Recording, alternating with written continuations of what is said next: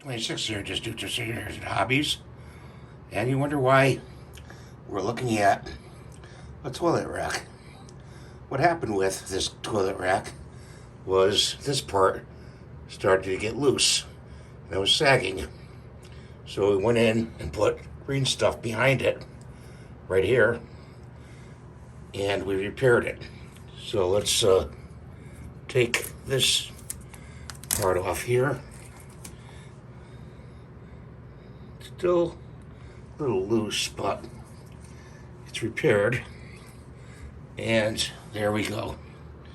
So it's all fixed now. I could have took it off the wall, but I would have to do a lot of repair work behind the wall to fix the